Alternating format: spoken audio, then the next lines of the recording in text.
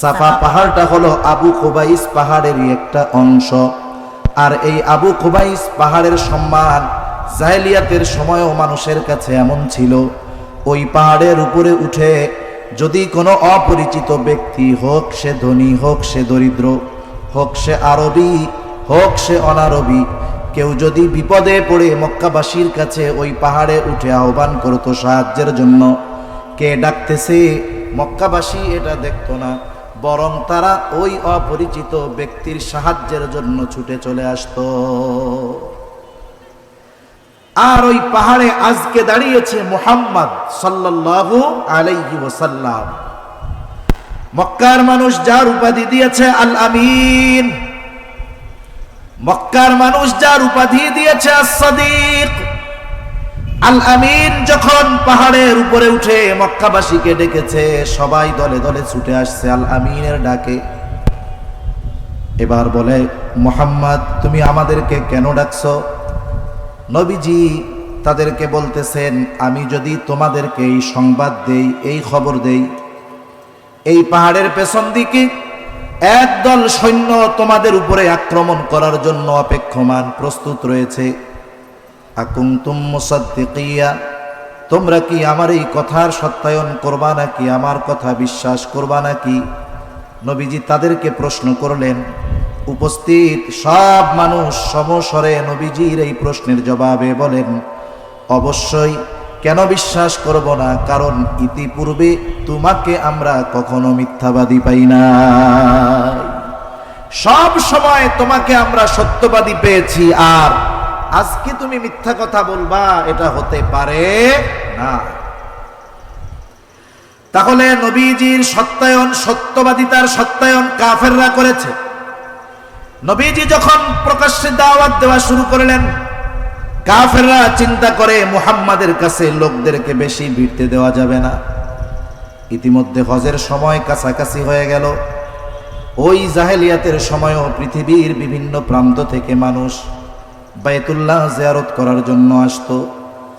কাফেররা চিন্তা করলো, হজের সময় যখন মানুষেরা আসবে, মুহাম্মদ যদি এই কথাগুলো মানুষের কাছে বলে, দাওয়াত যদি দেয়, দেখা যাবে মানুষ দলে দলে তার দলে দলভুক্ত হয়ে যাবে। এই জন্য মানুষগুলোকে আগের থেকে সচেষ্ট করার দরকার, সতর্ক করার দরকার, তারা কেউ যেন মুহাম্মাদের কাছে না ভিড়ে।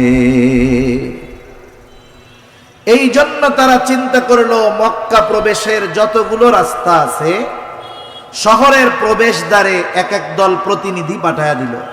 তাদের দায়িত্ব কি? তাদের দায়িত্ব হলো যে ওই রাস্তা দিয়ে যারা আসবে তাদেরকে তারা মুহাম্মদ সাল্লাল্লাহু আলাইহি ওয়াসাল্লামের ব্যাপারে সতর্ক করে দিবে। মক্কার প্রত্যেকটা প্রবেশদ্বারে এক এক গ্রুপকে দাঁড় করায়া দিছে। এক রাস্তার প্রবেশ মুখে দাঁড়িয়ে আছে একদল মানুষেরা, যারাই আসে তাদেরকে সতর্ক করে দিয়ে বলে, শোনো, মক্কায় একজন মানুষ আছে, তার নাম হলো মুহাম্মদ, খবরদার, সে কিন্তু একজন গণক, তার ধারের কাছেও তোমরা যাবা না।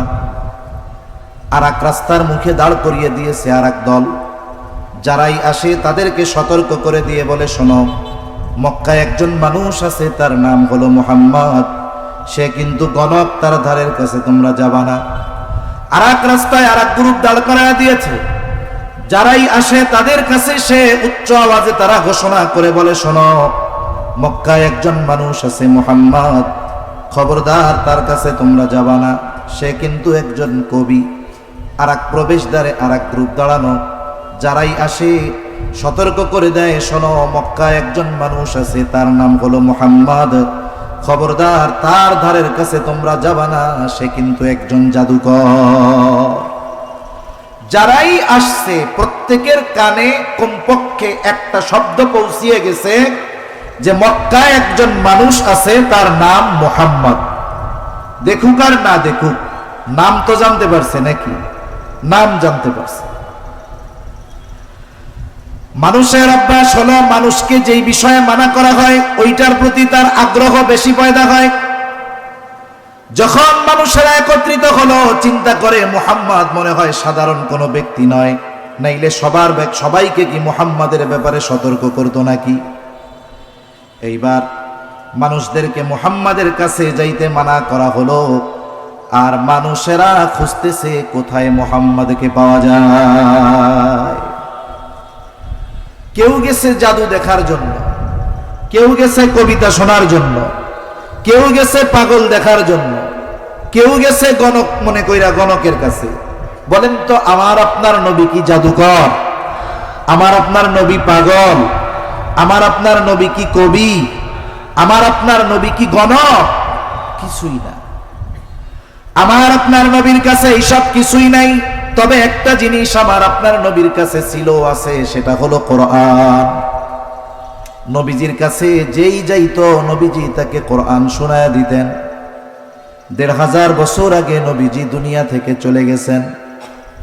১৫০০ বছর পরেও ওই কোরআনুল কারীম যদি কোনো কারি সুললিত কণ্ঠে তিলাওয়াত করে, একটা মানুষ যত মূর্খ হোক না কেন, কোরআন বুঝুক আর না বুঝুক, কোরআন পড়তে পারুক আর না পারুক, কিন্তু ওই কোরআনুল কারীমের তিলাওয়াত, সুললিত কণ্ঠের তিলাওয়াত যখন একটা মূর্খ মানুষও শুনে, তার হৃদয়ের মধ্যে এই কোরআনুল কারীমের প্রভাব এতটা প্রভাব বিস্তার করে যে একটা সময় আবেগ আপ্লুত হয়ে কারি সাহেবের তিলাওয়াতে মুগ্ধ হয়ে সে জবান খুলে উচ্চ আওয়াজে বলে উঠে আল্লাহু আকবার। বলে না এরকম? কারি সাহেবরা যখন তিলাওয়াত করে টান দেয়। ১৫০০ বছর পরে একজন সাধারণ কারির কণ্ঠে তিলাওয়াত শুনে যদি মানুষ এতটা আবেগ আপ্লুত হতে পারে, এতটা প্রভাব যদি মানুষের অন্তরে এই কোরআনুল কারীম করতে পারে, সৃষ্টি করতে পারে, তাহলে যার কাছে স্বয়ং কোরআন নাজিল হয়েছে, বলেন তো, তিনি যখন কোরআনুল কারীমের তিলাওয়াত করতেন আর শ্রোতারা যখন তার পবিত্র জবানের তিলাওয়াত শুনত, ওই তিলাওয়াত যারা শুনত তারা আমাদের মতো সাধারণ মানুষ না, তারাও কোরআনের ভাষা সম্পর্কে বুঝতো যে এটা কত উচ্চাঙ্গের।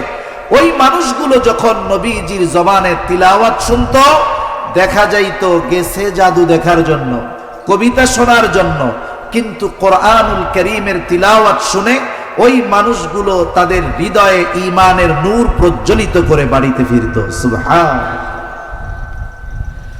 তাহলে কাফেররা আমার আপনার নবীর থেকে মানুষদেরকে ফেরানোর জন্য ৪টি শব্দ বেশি ব্যবহার করত। তবে এই ৪টি বিষয়ে কোনো মানুষের চরিত্রের ত্রুটির কারণ হতে পারে না। এই জন্য এত সুন্দর চরিত্র আমার আপনার নবীর। কিন্তু আফসোসের ব্যাপার, ১৫০০ বছর পরে ইসলাম বিদ্বেষী, নবী বিদ্বেষী এমন অনেক মানুষ আমাদের সমাজে বসবাস করে, এই পৃথিবীতে বসবাস করে। ওই মানুষগুলো অনেকে মুসলমানের ঘরে জন্ম নিয়েছে, কিন্তু কাফেররা নবীর চরিত্রের ব্যাপারে অপবাদ দেওয়ার দুঃসাহস না করলেও অনেক ইসলাম বিদ্বেষী আমার আপনার নবীর চরিত্রের ব্যাপারে অপবাদ দেওয়ার দুঃসাহস করে। নবীর চরিত্রের ব্যাপারে অপবাদ দেওয়ার দুঃসাহস করে তারা।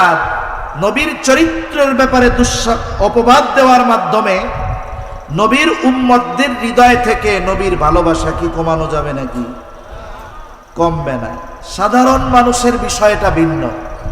এই পৃথিবীর বা এই দেশের যত বড় বুজুর্গ ব্যক্তি হোক না কেন, যত ভালো মানুষ হোক না কেন, ওই ভালো মানুষের চরিত্রের ব্যাপারে যদি কেউ অপবাদ দেয়, তার মানে উনি যেই কাজটা করে নাই ওনার ব্যাপারে, ওই কাজের ব্যাপারে দোষারোপ করা হয়েছে যে উনি এই কাজটা করছে। সবচেয়ে ভালো মানুষটাও যদি করে, ওই মানুষটাকে যারা বিশ্বাস করে, ভালোবাসে, ওনার ব্যাপারে অপবাদ দেওয়ার পরে মানুষের মধ্যে কমপক্ষে 2টা ভাগ হয়ে যাবে। এক দল বলবে না, ওনার মতো ব্যক্তি এই কাজ করতে পারে না। আর এক দল বলবে না রে মিয়া, কিছু রটে কিছু বটে। তার মানে কিছু না হলে কি কিছু হয় নাকি? কিছু মনে হয় করছে, এই জন্যই বলতেছে, ঠিক কিনা? যাদের অন্তরে এই সংশয় আসবে, বলেন তো ওই ব্যক্তির প্রতি তাদের ভালোবাসা আগের অবস্থায় থাকবে নাকি কমবে? একটু জোরে বলেন না, কমবে না থাকবে আগের অবস্থায়? নিঃসন্দেহে কমে যাবে। কিন্তু এই পৃথিবীর সব ইসলাম বিদ্বেষীরা, এরা যদি আমার আপনার নবীজির চরিত্রের ব্যাপারে অপবাদ দেয়, এই পৃথিবীর যত মুসলমান আছে, নবীর যত উম্মত আছে ইমানদার, বলেন তো আমাদের হৃদয়ে নবীজির প্রতি ভালোবাসা মোহাব্বত একটুও কি কমবে নাকি? বরং কমবে তো নাই, বরং কেউ যদি নবীর চরিত্রের ব্যাপারে অপবাদ দেওয়ার দুঃসাহস করে, যেই ব্যক্তি নবীর সুন্নাতের অনুসরণ করে না, নামাজ কালাম ঠিক মতো পড়ে না, কিন্তু ঈমান তার হৃদয়ে কিছু হলেও আছে, ওই ব্যক্তিটাও নবীর বিরুদ্ধে অপবাদ দেওয়ার কারণে যেই জালেম এই কর্ম করবে তাকে যদি সামনে পায় পাড়িয়ে ধরে তার জিহ্বাটাকে চিরে ফেলবে। নবীর বিরুদ্ধে অপবাদ দিলে তার সম্মান কমবে না।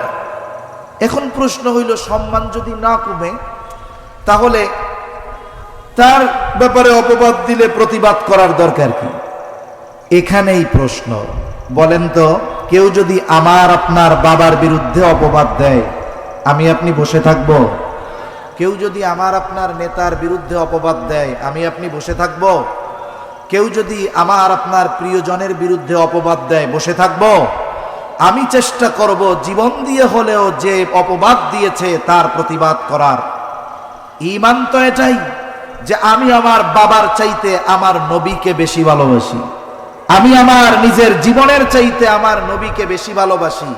যেখানে বাবার বিরুদ্ধে অপবাদ দিলে বসে থাকি না, সেখানে যেই মুহাব্বতের সাথে ঈমানের সম্পর্ক, ওই নবীর ব্যাপারে অপবাদ দিলে ন্যূনতম ঈমান যার মধ্যে আছে, আল্লাহর কসম, সে বসে থাকতে পারে না। তাহলে নবীর বিরুদ্ধে অপবাদ দিলে নবীর সম্মান কমবে না, কিন্তু এই কারণে বসে থাকার সুযোগ নাই। কারণ ঈমানের দাবি, নবীর বিরুদ্ধাচরণ যে করবে, নবীর বিরুদ্ধে যে অপবাদ দিবে, তার বিরুদ্ধে প্রতিবাদ করা, তার সর্বোচ্চ কঠিন শাস্তির ব্যবস্থা নিশ্চিত করা, এটা ঈমানি দাবি। ঠিক কিনা বলে? আফসোস লাগে, নবীজির চরিত্রের ব্যাপারে অপবাদ দেওয়ার দুঃসাহস অনেক মুসলমানের ঘরের সন্তানেরা করে। কয়েকটা বিষয় নিয়ে নবীর চরিত্রের ব্যাপারে অপবাদ তারা দিয়ে থাকে। সবগুলো বিষয় তো এক মজলিসে একসাথে বলা সম্ভব নয়। দুই একটা বলে আপনাদের খেদমতে আমি বিষয়গুলো সংক্ষিপ্ত সারে নির্ধারিত সময় আলোচনা শেষ করার চেষ্টা করব ইনশাআল্লাহ। এক নাম্বার, নবীর ব্যাপারে তাদের প্রথম অপবাদ হলো 25 বছরের মুহাম্মদ 40 বছরের খাদিজাকে বিবাহ করছে। এটা বিবাহ করছে সম্পদের লোভে, তিনি সম্পদ লোভী ছিলেন। নাউজুবিল্লাহ বলেন। এত আস্তে বললেন নাউজুবিল্লাহ, আরো জোরে বলেন নাউজুবিল্লাহ। অথচ ইতিহাস কি বলে? ইতিহাস বলে যে রাসূল আকরাম সাল্লাল্লাহু আলাইহি ওয়াসাল্লাম আমার আপনার নবী খাদিজাতুল কুবরা রাদিয়াল্লাহু তাআলা আনহাকে নিজে বিবাহের প্রস্তাবও দেন নাই, প্রস্তাব আসছে খাদিজার পক্ষ থেকে। লম্বা ঘটনা আমি সংক্ষিপ্ত সারে বলি। খাদিজাতুল কুবরা রাদিয়াল্লাহু তাআলা আনহা নবীজির সাথে বিবাহের আগে ওনার দুইজনের সাথে বিবাহ হয়েছিল। দুই স্বামী ইন্তেকাল করেছে, দুনিয়া থেকে বিদায় নিয়েছে। উনি দৃঢ় প্রতিজ্ঞাবদ্ধ হলেন যে তিনি আর বিবাহ বন্ধনে আবদ্ধ হবেন না। এই নিয়তে দৃঢ় প্রতিজ্ঞাবদ্ধ যে আর বিবাহ শাদী করব না। নিজের কিছু সম্পদ, পিতার কিছু সম্পদ, স্বামীর কিছু সম্পদ, এগুলো তিনি পেয়েছিলেন। এগুলো দিয়ে তিনি ব্যবসায় লাগায় দিলেন। তিনি একজন বুদ্ধিমতী নারী ছিলেন, বিদুষী নারী ছিলেন। ওই জাহেলিয়াতের সময় কাফেররা খাদিজাতুল কুবরার উপাধি দিয়েছিল তহেরা, পুত পবিত্রা। তিনি একজন প্রসিদ্ধ ব্যবসায়ী ছিলেন। বিভিন্ন দেশের রাজা বাদশাহ ওনাকে বিবাহের প্রস্তাব দিয়েছে, কিন্তু উনি বিবাহে রাজি হন নাই। তিনি নিয়ত করেছেন বাকি জীবন এভাবেই কাটিয়ে দিবেন। এক সময় ওনার ব্যবসা বেশ বড় হলো।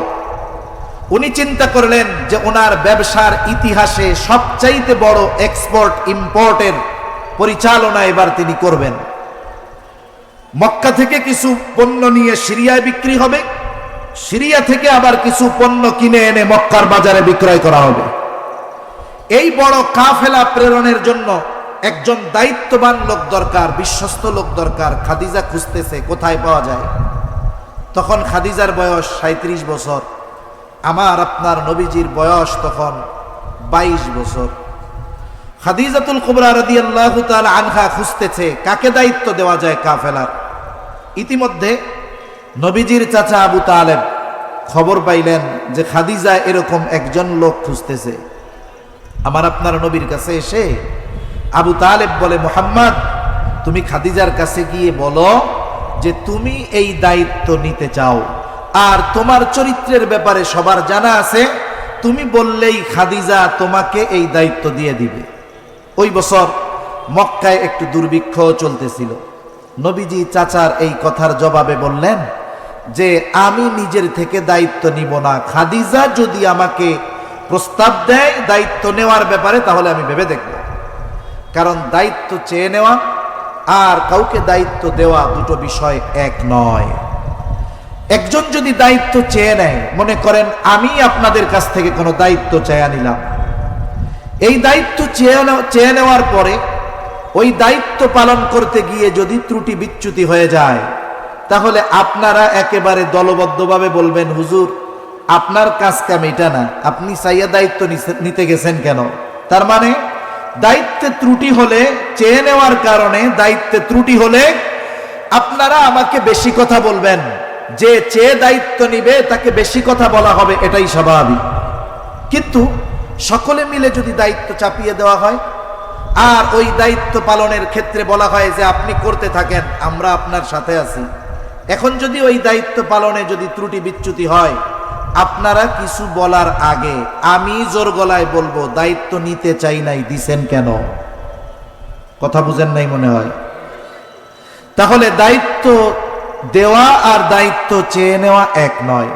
যেমন হযরত লোকমান আলাইহিস সালাম, তিনি নবী ছিলেন না, ওনার ব্যাপারে তাফসীরের মধ্যে আসছে নবুয়ত এবং হিকমত এই দুটো থেকে একটা ওনাকে বেছে নেওয়ার জন্য বলা হয়েছে। উনি নবুয়তের মতো মর্যাদাপূর্ণ বিষয়কে বাদ দিয়ে হিকমতকে গ্রহণ করেছেন, অথচ প্রত্যেকটা নবী পরিপূর্ণ হিকমতওয়ালা, কোনো সন্দেহ নাই। ওনাকে প্রশ্ন করা হচ্ছে, লোকমান নবুয়তের মতো মর্যাদাপূর্ণ বিষয় গ্রহণ করার সুযোগ থাকার পরেও কেন আপনি হিকমতকে গ্রহণ করেছেন? কারণ প্রত্যেকটা নবী পরিপূর্ণ হিকমতওয়ালা, কোনো সন্দেহ নাই। হযরত লোকমান জবাবে বলেন, শোনো, আল্লাহ তাআলা যদি আমাকে নবুয়ত দিতে চাইতেন তাহলে দুটো থেকে একটা বেছে নেওয়ার জন্য বলতেন না, সরাসরি তিনি আমাকে নবুয়ত দিয়ে দিতেন এবং এই দায়িত্ব পালনে যত ব্যবস্থাপনা দরকার সব কিছু আল্লাহ তাআলাই করতেন। কিন্তু আমি যদি নিজের থেকে নবুয়তকে চেয়ে নিতাম, বেছে নিতাম, আর ওই জিম্মাদারি পালনে যদি কোনো ত্রুটি বিচ্যুতি হয়ে যাইত, তাহলে আল্লাহ তাআলার সামনে আমাকে জবাবদিহিতার কাঠগড়ায় দাঁড়ানো লাগতো। এই জন্য নবী বলেন, চাচা আমি দায়িত্ব চেয়ে নিব না, সে যদি আমাকে প্রস্তাব দেয় আমি ভেবে দেখব। আবু তালেব চলে গেছে খাদিজার বাড়িতে, গিয়ে বলে, খাদিজা আপনি তো খুঁজতেছেন দায়িত্ব দেওয়ার জন্য, আপনার এই দায়িত্ব যদি মুহাম্মদকে দেওয়া হয় কেমন হয়? খাদিজা চিন্তিত ছিলেন কাকে দায়িত্ব দেওয়া যায়। মুহাম্মাদের কথা শোনার সাথে সাথে খাদিজার চিন্তা দূর হয়ে গেল। বলে, মুহাম্মদ যদি এই দায়িত্ব নেয় এর চাইতে উত্তম আর কোনো কিছুই হতে পারে না। এইবার আবু তালেব দেখলো খাদিজারও মুহাম্মাদের প্রতি আগ্রহ আছে। এইবার তিনি বলতেছেন, মুহাম্মদ এই দায়িত্ব নিবে যদি আপনি তাকে প্রস্তাব দেন। খাদিজা এবার বলে, শোনো আবু তালেব, তুমি যে কথা বলছো আমি মুহাম্মদকে প্রস্তাব দিতে আমার কোনো সমস্যা নাই, তবে মুহাম্মদ ব্যতীত তুমি যদি অন্য কারো কথা আমার কাছে বলতে, অন্য কারো ব্যাপারে বলতে, আমি কশ্চিনকালেও তাকে প্রস্তাব দিতে যাইতাম না। কিন্তু মুহাম্মাদের বিষয়টা ভিন্ন, মুহাম্মাদের বিষয়টা ভিন্ন, আমি প্রস্তাব দিব তাকে। খাদিজা এবার আমার আপনার নবীকে প্রস্তাব দিলেন, নবীজি দায়িত্ব নিলেন। কাফেলা রওনা হয়ে গেছে, লম্বা কথা। ওই কাফেলার খেদমতের দায়িত্ব দেওয়া হলো খাদিজার একজন গোলাম ছিল, নাম হলো মাইসারা। খাদিজা তাকে বলতো, মাইসারা হলো আমার চোখ। তার মানে খাদিজার দেখা আর মাইসারার দেখা সেম। মাইসারার বলা আর খাদিজার বলা এটা সমান। দায়িত্ব দিল, খেয়াল রাখবা, বিশেষ করে মুহাম্মাদের দিকে নজর রাখবা। সফর শেষ হলো, নবীজি মক্কা থেকে যেই পণ্যগুলো নিয়ে সিরিয়ায় গেছেন প্রায় দ্বিগুণ লাভে নবীজি বিক্রয় করলেন। আবার সিরিয়া থেকে যেই পণ্যগুলো কিনে আনছেন মদিনার মক্কার বাজারে এগুলো প্রায় দ্বিগুণ লাভে বিক্রয় করলেন। ব্যবসার সফর শেষ, এইবার খাদিজা মায়সারার কাছে সফরের কারগুজারি শুনতে চায়, ঘটনা শুনতে চায়। সব ঘটনা বর্ণনা করা হলো। নবীজির ব্যাপারে স্পেশালভাবে মায়সারা খাদিজাকে কয়েকটা কথা বলল। এক নাম্বার, আমরা যখন প্রচণ্ড রোদের মধ্যে পথ চলতাম, আকাশের কোথাও কোনো মেঘ নাই। মেঘ নাই মানে দিনের বেলা সূর্যের আলো থেকে বাঁচার আর কোনো পথ নাই, খোলা ময়দান। কিন্তু দেখতাম মুহাম্মাদের সাথে আমরা পথ চলি, যেখানেই যাই একখণ্ড মেঘ সর্ব অবস্থায় মুহাম্মাদকে ছায়া দিতে থাকে। আবার আরেকদিন দেখলাম এক গাছের ছায়ায় মুহাম্মদ বিশ্রাম নিচ্ছে, ঘুমোচ্ছে। স্বাভাবিকভাবে সূর্যের আলো সরে যাওয়ার সাথে সাথে গাছের ছায়া সরে যাবে, এটা স্বাভাবিক। আমি দেখলাম সূর্য সরে গেছে কিন্তু ছায়া সরে না। কাছে গিয়ে দেখলাম সূর্য সরে গেছে, তাতে কি গাছ ঝুঁকে আমার আপনার নবীকে ছায়া প্রদান করতেছে। আর এক জায়গায় নবীজি বিশ্রাম নিচ্ছেন, ওই জায়গায় একজন পাদ্রীর সাথে দেখা হয়েছে। পাদ্রী আমাকে জিজ্ঞাসা করছে যুবকটাকে। আমি তার পরিচয় বর্ণনা করলাম, তার সব খবর যখন তাকে দিলাম, পাদ্রী এবার বলে এই যুবকটা হয়তো ভবিষ্যতে নবী হবে। এইবার খাদিজার কাছে যখন এই কথাগুলো বলছে, খাদিজার ওই যে চাচাতো ভাই আরাকা বিন নাওফেল, ওহী নাজিল হওয়ার পরে নবীজি যখন প্রচণ্ড জ্বর, কাঁপতেছিলেন ভয়ে, আরাকা বিন নাওফেলের কাছে নিয়ে গেল। আজ থেকে বিবাহ ওই নবুয়াতির প্রায় 17-18 বছর আগে খাদিজা এই কথা যখন শুনছে অচিরেই একজন নবী আসবে এবং সে নবী হতে পারে, গেছে আরাকা বিন নাওফেলের কাছে গিয়া বলে ভাই অচিরেই কি কোনো নবী আগমনের সম্ভাবনা আছে নাকি? উনি তো একজন বিজ্ঞ মানুষ ছিলেন, আলেম ছিলেন। তিনি বললেন হ্যাঁ, সম্ভবত খুব শীঘ্রই আরব ভূখণ্ডে একজন নবীর আগমন ঘটবে। এই যে নবীর যত গুণাবলী আমার আপনার নবীর মধ্যে নবুয়াতির আগেই ছিল। এইবার যখন খাদিজা এটা শুনছে, নবীজির প্রতি আরো আকৃষ্ট হয়ে গেছে। বান্ধবীদের মজলিসে শুধু আমার আপনার নবীর প্রশংসা করে। বান্ধবীদের মধ্য থেকে একজন বলে খাদিজা, তোমার যদি তাকে পছন্দ হয় তাহলে বিবাহের প্রস্তাব দিয়ে দাও।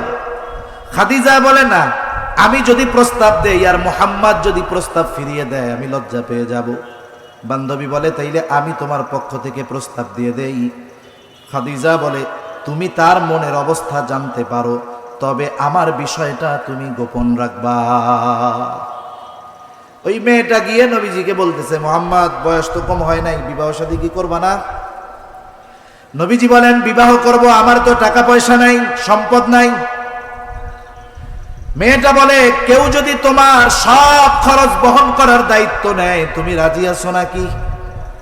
নবীজি বলেন আমার চাচা আছে, তার কাছে গিয়া বলো। এইবার আবু তালেবের কাছে বলা হলো। আবু তালেবের খুতবায় খাদিজার সাথে আমার আপনার নবীজির বিবাহ সম্পাদিত হয়ে গেল। ওই জাহেলিয়াতের সময় একজন বিধবাকে বিবাহ করা খারাপ দৃষ্টিতে দেখা হতো না। একজন মেয়ে তার যদি সন্তান থাকে বিবাহ করা খারাপ দৃষ্টিতে দেখা হতো না। ছেলের চাইতে যদি মেয়ে বয়সে বড় হতো খারাপ দৃষ্টিতে দেখা হইতো না। কিন্তু বলেন তো এখন যদি কোনো দিনদার ছেলে তার দিনদার মা বাবার কাছে এসে বলে অমক মেয়ের সাথে আমাকে বিবাহ দিয়া দেন, ওই মেয়েটার আগে 2টা বিয়ে ছিল, স্বামী মারা গেছে, বিধবা, বলেন তো ওই দিনদার মা বাবা ছেলের এই কথা শুনে সুস্থ থাকবে নাকি? ওনাদেরকে আগে হসপিটালে নেওয়া লাগবে, বলবে এই কথা আর কইস না, ইজ্জত সম্মান থাকবে না। তাহলে আমাদের সমাজে বিধবা নারীকে বিবাহ করা খারাপ দৃষ্টিতে দেখা হয়, আর জাহেলিয়াতের সময়ে এটা সাধারণ বিষয় ছিল, খারাপ দৃষ্টিতে দেখা হইতো না। এটা আমাদের নিম্ন মন মানসিকতার পরিচয়। আবার যদি বয়সে বেশি হয় তাহলে একটা যুবক যদি বিবাহ করে, যুবকরা মজা করে বন্ধুকে বলবে বন্ধু বিবাহ যারে করছো বয়স তো তোমার চাইতে 7, 8, 9 বছর 10 বছর বেশি, এখন তোমার ওয়াইফকে ভাবি ডাকবো নাকি দাদি ডাকবো বুঝি না। এইরকম টিটকারি করবে, মজা করবে, লজ্জা দিবে তাকে। আবার যদি এমন কাউকে বিবাহ করে যার বাচ্চা আছে, বাচ্চা সহ যদি বিবাহ করে, অনেকে তিরস্কার করে বলবে ভালোই হয়েছে, শুধু বিয়া কইরা বউ পাও নাই, ফিরিও একটা পাইছো। এরকম বলার বুজুর্গ তো আমাদের দেশে নাই মনে হয়, আছে না? আছে। এটা নিম্নমন মানসিকতার পরিচয়। অথচ ওই সময় এটাকে খারাপ দৃষ্টিতে দেখা হতো না। এই সময় যদি কেউ বিধবা বিবাহ করতে চায়, আমাদের উচিত তাকে সহযোগিতা করা, উদ্বুদ্ধ করা। এ বিষয়গুলো আমরা খেয়াল রাখবো ইনশাআল্লাহ। নবীজির সাথে বিবাহ হয়ে গেছে। খাদিজাতুল কুবরা রাদিয়াল্লাহু তাআলা আনহা আমার আপনার নবীকে বলতেছে, মুহাম্মদ, এতকাল আপনার সাথে আমার সম্পর্ক ছিল একরকম, আজকে থেকে আর এক রকম।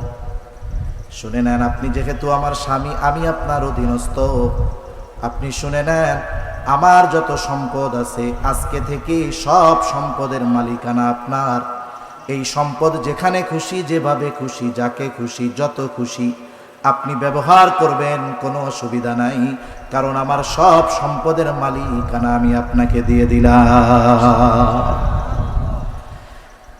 অথচ ইসলাম বিদ্বেষীরা বলে নবীজি সম্পদের লোভে খাদিজাকে বিবাহ করছে। নাউজুবিল্লাহ বলেন। আল্লাহ তাআলা পবিত্র কোরআনুল কারীমের সূরাতুদ দুহা, এই সূরার মধ্যে আমার আপনার নবীকে প্রদত্ত কয়েকটা নেয়ামতের কথা বলেছেন, যেই নেয়ামতগুলো আমার আপনার নবীকে আল্লাহ তাআলা নবুয়তির আগে দিয়েছে। এক নাম্বার আল্লাহ তাআলা বলেন, আলাম ইয়াজিদিকা ইয়াতীমান ফাআওয়া ওয়া ওয়াজাদাকা দাল্লান ফাহাদা ওয়া ওয়াজাদাকা আইলান ফাআগনা। আল্লাহ তাআলা বলেন, আপনাকে কি তিনি ইয়তীম অবস্থায় পান নাই, এরপরে উত্তম লালন পালনের ব্যবস্থা করেন নাই? তার মানে আল্লাহ তাআলা বলেন, আপনাকে ইয়তীম অবস্থায় পাবার পরে আমি উত্তম লালন পালনের ব্যবস্থা করেছি। ওয়া ওয়াজাদাকা দাল্লান ফাহাদা, আপনি সঠিক পথ সম্পর্কে অনবগত ছিলেন। একটা হলো পথ ভ্রষ্ট, আর একটা হলো পথ না চেনা, দুটোর মধ্যে তফাৎ আছে। দল্লুন দ্বারা এখানে উদ্দেশ্য হলো আপনি পথ সম্পর্কে বেখবর ছিলেন, আমি আপনাকে সঠিক পথের সন্ধান দিয়ে দিয়েছি। শুধু তাই না, ওয়াজাদাকা আইলান ফাআগনা, আপনি নিঃস্ব ছিলেন, রিক্ত হস্ত ছিলেন, আমি আল্লাহ আপনাকে ধনী বানায় দিয়েছি। মুফাসসিরিনে কেরাম এখানে খাদিজা রাদিয়াল্লাহু তাআলা আনহার সাথে নবীজির সাথে যে বিবাহ হয়েছে এবং তিনি যে সব সম্পদ নবীকে মালিক বানায় দিয়েছেন, এই কথা মুফাসসিরিনে কেরাম উল্লেখ করেছেন। তাহলে প্রথম বিষয়ে যারা বলে নবীজি সম্পদে, এটা মিথ্যা কথা, ঠিক কিনা বলেন? দ্বিতীয় আরেকটা বিষয়ের অপবাদ দেয়। কি বলে? বলে মুহাম্মদ ছেলের বউকে বিবাহ করছে। নাউজুবিল্লাহ বলেন। জাহেলিয়াতের সময় শতাব্দীর পর শতাব্দী ধরে মানুষের এই কুসংস্কার মানুষের মধ্যে ছিল যে পালক পুত্রকে তারা নিজের পুত্রের মতো মনে করত, মানে যেটাকে লালন পালন করছে এটারে মনে করত নিজের পোলার মতো। হযরত যায়েদ রাদিয়াল্লাহু তাআলা আনহু খাদিজাতুল কুবরা রাদিয়াল্লাহু তাআলা আনহাকে ওনার এক ভাই হাদিয়া দিয়েছিলেন গোলাম খেদমতের জন্য, খাদেম হিসাবে। যায়েদ রাদিয়াল্লাহু তাআলা আনহুকে নবীজি খাদিজার সাথে বিবাহর পরে যায়েদকে নবীজির খেদমতের জন্য দিয়ে দিছে, যে এই গোলাম আপনারে দিয়া দিলাম। রাসূল আকরাম সাল্লাল্লাহু আলাইহি ওয়াসাল্লামের কাছেই আছে যায়েদ। এক সময় যায়েদের মা বাবা খোঁজ পাইছে যায়েদ হারায় গেছিল, আর এক যায় না, সে নবীজির কাছেই থাকবে, নবীজির সাথেই থাকবে, নবীজির কাছ থেকে যেতে চায় না, নবীজির চরিত্রে মুগ্ধ হয়ে গেছে। এইবার মা বাবা বাধ্য হলেন যায়েদকে নবীজির কাছে রেখে যাইতে। নবীজি যায়েদকে আজাদ করে দিয়েছেন, যেহেতু এত মহব্বত করে। নবীজি ঘোষণা করে দিলেন, আজ থেকে যায়েদ হলো আমার পুত্র, আমার সন্তান, পালক পুত্র। এইবার যায়েদ যখন বিবাহ উপযুক্ত হলো, নবীজি তার পালক পুত্র যায়েদকে নিজের ফুফাতো বোন যায়নাব বিনতে জাহাসের সাথে বিবাহ দিয়ে দিলেন। এই বিবাহে রাসূল আকরাম সাল্লাল্লাহু আলাইহি ওয়াসাল্লাম দিয়েছেন, যায়েদের সাথে যায়নাব বিনতে জাহাসের বনাবনি হয় না। একটা সময় যায়েদ নবীজির কাছে এই বিষয়ে আলোচনা করতেছিলেন। ওই আলোচনার মজলিসে যায়েদ যায়নাব বিনতে জাহাসকে তালাক দিয়ে দিল। নবীজি এমনটা চান নাই, কিন্তু যায়েদ তালাক দিয়ে দিল। আর আল্লাহ তাআলা নির্দেশ দিলেন, পয়গম্বর জায়েদ তো ছেড়ে দিয়েছে, এখন ইদ্যৎকালীন সময় পার হওয়ার পরে আপনি আপনার ওই বোনকে বিবাহ করবেন যাকে জায়েদের সাথে বিবাহ দেওয়া হয়েছিল। তাহলে জাহেলিয়াতের সময়ের মানুষ পালক পুত্রকে নিজের পুত্রের মতো মনে করত। আর নবীজি যদি জায়েদের তালাক প্রাপ্তা স্ত্রীকে বিবাহ করেন, তাহলে তারা বলতে শুরু করবে, দেখো মুহাম্মদ নিজের পুত্রবধূকে বিবাহ করেছে। আসলে মূলত আল্লাহ তাআলা চেয়েছেন আমার আপনার নবীজির মাধ্যমে যুগের পর যুগ, শতাব্দীর পর শতাব্দী ধরে চলে আসা কুসংস্কারের কবর রচনা করার জন্য। আবার কিছু কিছু সময় আছে বলার চাইতে করার দ্বারা ফায়দা বেশি হয়। যেমন কোরআনুল কারীমে যত বিধানাবলী আছে, চুরি করলে চোরের হাত কাটতে হবে, জিনা করলে শাস্তি কি হবে, এই রকম প্রত্যেকটা বিধানের প্র্যাকটিক্যাল আমার আপনার নবীজির মাধ্যমে আল্লাহ তাআলা সংগঠিত করেছেন। এজন্য সাহাবা কিরামের মাধ্যমে জিনা সংগঠিত হয়েছে, ব্যাপক হারে নয়, একটা দুইটা। যদি তাদের মাধ্যমে জিনা সংগঠিত না হইতো, তাহলে জিনার শাস্তি কোরআনুল কারীমে আছে, প্র্যাকটিক্যাল ভাবে প্রয়োগ কেমনে হবে বলেন তো? দেখানোর সুযোগ ছিল নাকি? ছিল না। এজন্য অনেকে এই রকম একটা দুটো ঘটনাকে সামনে এনে সাহাবা কিরামের চরিত্রের ব্যাপারে কথা বলতে চায়। খবরদার, রাসূল আকরাম সাল্লাল্লাহু আলাইহি ওয়াসাল্লামের সাথীদের ব্যাপারে, সাহাবা কিরামের ব্যাপারে ন্যূনতম বিদ্বেষ অন্তরে লালন করা মানে নবীর ব্যাপারে বিদ্বেষ লালন করা। সেজন্য সাহাবায়ে কিরামের পরিপূর্ণ মুহাব্বত আমাদের দিলের মধ্যে থাকতে হবে।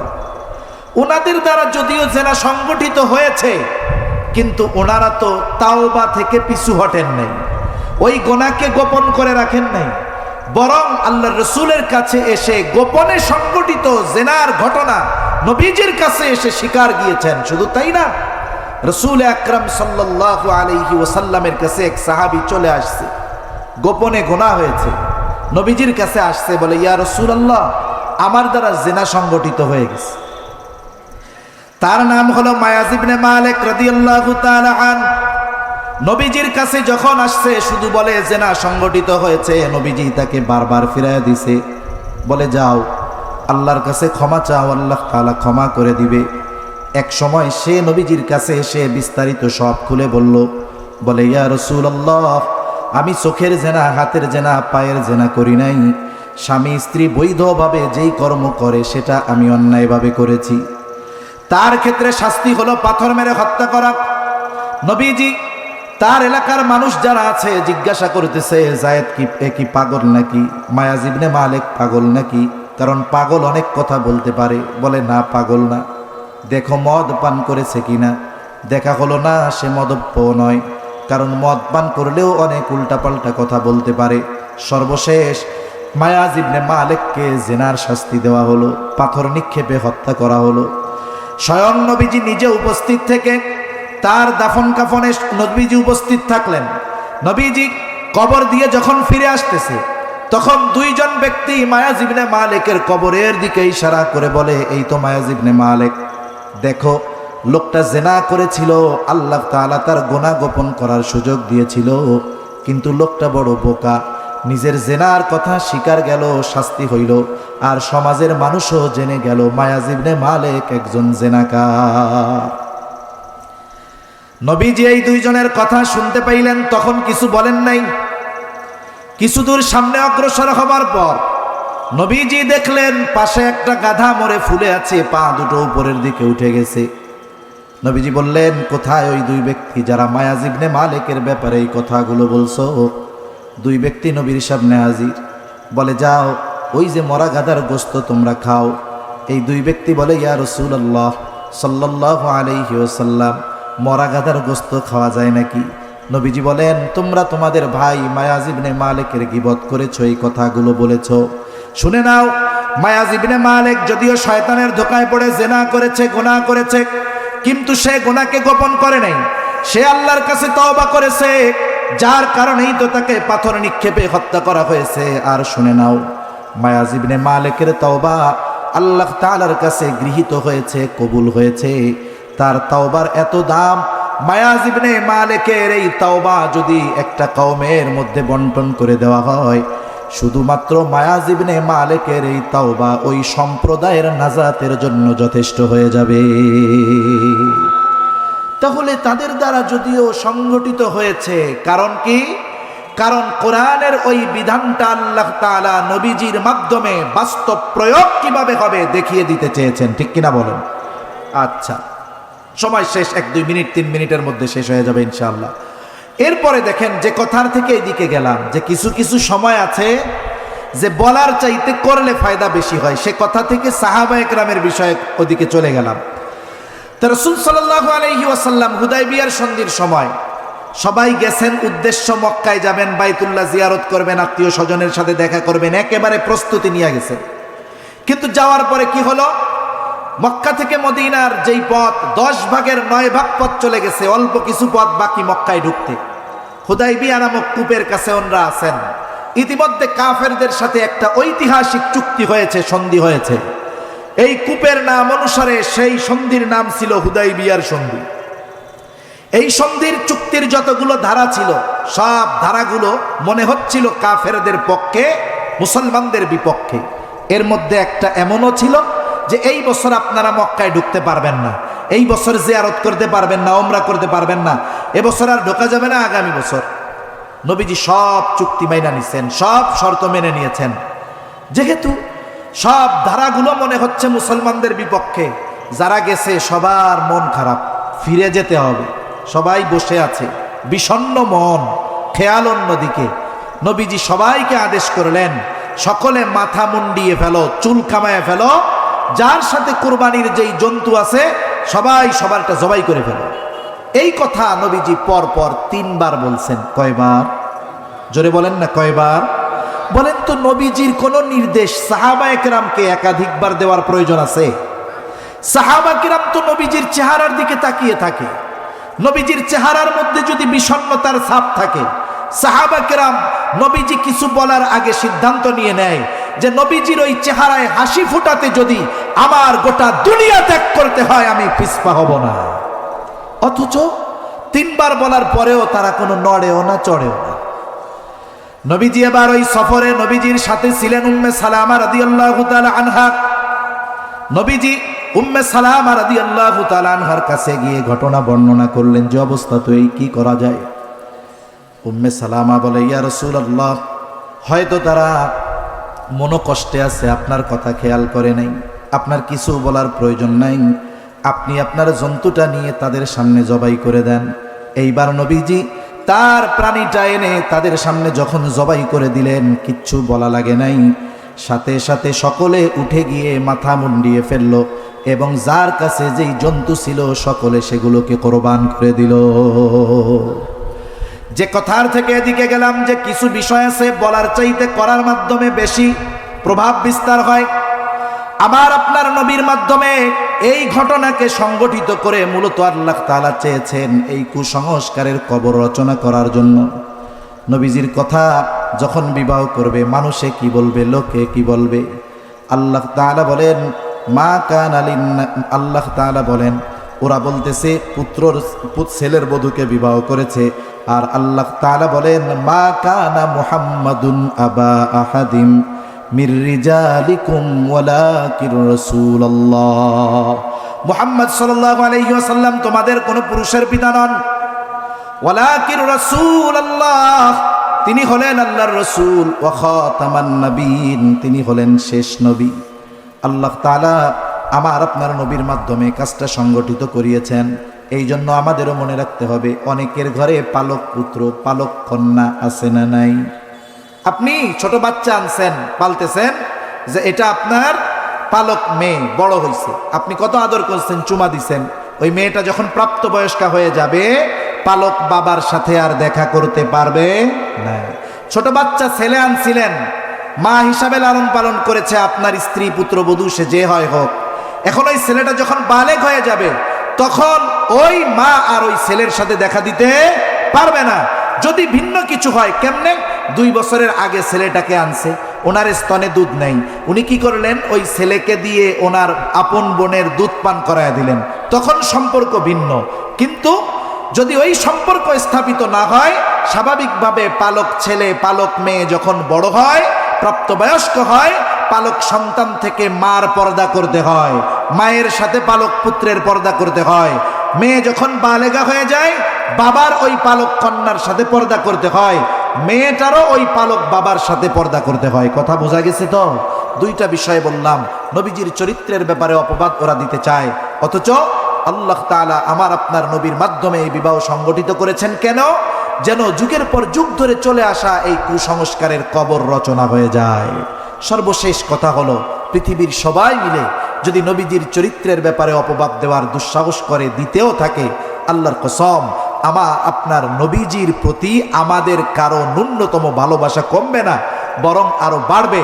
মানুষ নবীর সম্পর্কে জানবে এবং নবীজির উত্তম আখলাকে আকৃষ্ট হয়ে ইসলামের ছায়াতলে আসবে। তবে এটাও মনে রাখতে হবে, যদি কেউ নবীর চরিত্রের ব্যাপারে উপভোগ দেওয়ার দুঃসাহস করে, সে যে হয় হোক না কেন, ইমানদার তাওহীদি জনতা ঈমান হেফাজতের দাবিতে, ঈমানের দাবিতে ওই জালিমের কণ্ঠ রোধ করার জন্য যত ব্যবস্থা গ্রহণ করার দরকার, ঈমানদার তাতে পিছপা হবে না। ঠিক কিনা বলেন? সেজন্য আমার আপনার নবীর চরিত্রকে আল্লাহ মহান চরিত্রে অধিষ্ঠিত করেছেন এবং নবীর চরিত্র পূর্ণাঙ্গ চরিত্র। আমার আপনার নবীর আগে যত নবী আসছে সবাই উত্তম চরিত্রওয়ালা, কিন্তু আমার আপনার নবীর ব্যাপারে আল্লাহর নবী বলেন, ইন্নামা বুইসতু লিউতাম্মিমা মাকারিমাল আখলাক। নবীর চরিত্র শুধু উত্তম নয়, নবীজি বলেন আমাকে উত্তম চরিত্রে পরিপূর্ণতা প্রদানার্থে প্রেরণ করা হয়েছে। সব নবী উত্তম চরিত্রওয়ালা নবী, আমাদের নবী উত্তম চরিত্র পরিপূর্ণতা দান করনেওয়ালা নবী। আল্লাহ তাআলা সেই নবীর পরিপূর্ণ অনুসরণ করার তৌফিক আমাদের দান করেন। সাথে সাথে আল্লাহ তাআলা আমাদের অন্তরকে তার এবং তার হাবিবের মোহাব্বত দিয়ে ভরপুর করে দেন। সকলে বলি আমিন। ওয়া আখিরু দাওয়ানা আনিল হামদুলিল্লাহি রাব্বিল আলামিন।